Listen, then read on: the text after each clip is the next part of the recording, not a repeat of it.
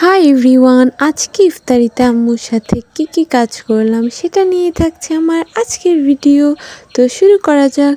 প্রথমেই দেখলাম আম্মু হচ্ছে পেঁয়াজ, মরিচ, তারপর হচ্ছে বেগুন, এদিকে হচ্ছে গিমা শাক সব হচ্ছে রেডি করে রেখেছে রান্না করার জন্য।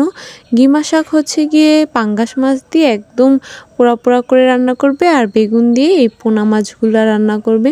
এটা কিন্তু ঝোল খায় না, একদম ভুনা ভুনা খায়। আম্মু আমাকে বলল যে এগুলো একটু বেশি দিতে। আমি হচ্ছে এগুলো বেশি দিচ্ছিলাম যাতে করে হচ্ছে কোনো শামুক বা কোনো থাকলে দেখা যায়। এখানে হচ্ছে মাছটা, পাঙ্গাস মাছটা ভেজে নিয়েছি। এটা হচ্ছে গিমা শাকের মধ্যে দিব অ্যান্ড এটা হচ্ছে পোড়া পোড়া করব। এখানে হচ্ছে আগের দিনের বড়া ছিল যেটাকে আমি গরম করব। আমাদের কিন্তু আগের দিনের বড়া রয়ে গিয়েছিল। তারপর হচ্ছে ডিমের ভিতরে যে ডিমগুলো ছিল সেগুলো রান্না করব, আর হচ্ছে এখানে বুট। এখানে আমি শরবতটা বানিয়ে নিচ্ছিলাম। এখানে ট্যাঙের শরবত বানাবো অ্যান্ড ইসবগুলের ভুসিটাও দিব, বাট ওইটা আলাদা একটা গ্লাসে ভিজিয়ে রেখেছি। আর এখানে ট্যাংটা চিনি দিয়ে জাস্ট গোলায় রাখতেছি যাতে চিনিটা গলে যায়। এটা আমিও করি মাঝে মধ্যে, আম্মুও করে। সো এখানে ওগুলার কাজ শেষ করে আমি এখানে ফলটা নামিয়ে নিচ্ছি। আমি চেক করে দেখছিলাম কোন ফলগুলো নামাবো আর কি, যেগুলো একটু দাগ লেগে গেছে সেগুলো বেছে বেছে নামাচ্ছিলাম।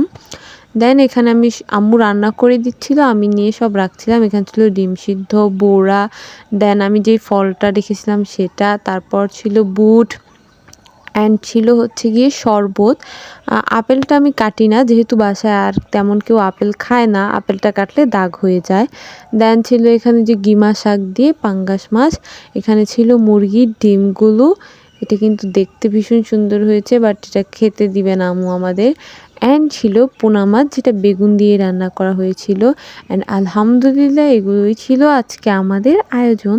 সো এখানে আমি ইফতার রেডি করে ফেলেছিলাম। এখানে ছিল সাদা পানি, তারপর ছিল বুট, তারপর ছিল ডিম সিদ্ধ, বড়া অ্যান্ড হচ্ছে ফল আর শরবত।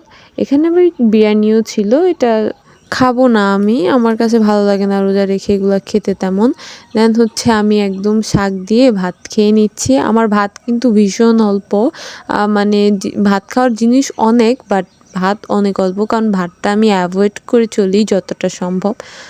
রোজার মধ্যে তাও একটু খেতে হয়, কারণ একবারে না খেলে তো মানে শরীরে শক্তিও থাকবে না, আর হচ্ছে সারাদিন পর না খেয়ে থাকাটাও ঠিক না। দেন আমি হচ্ছে একটু মুড়ি খেয়ে নিব, একদম অল্প।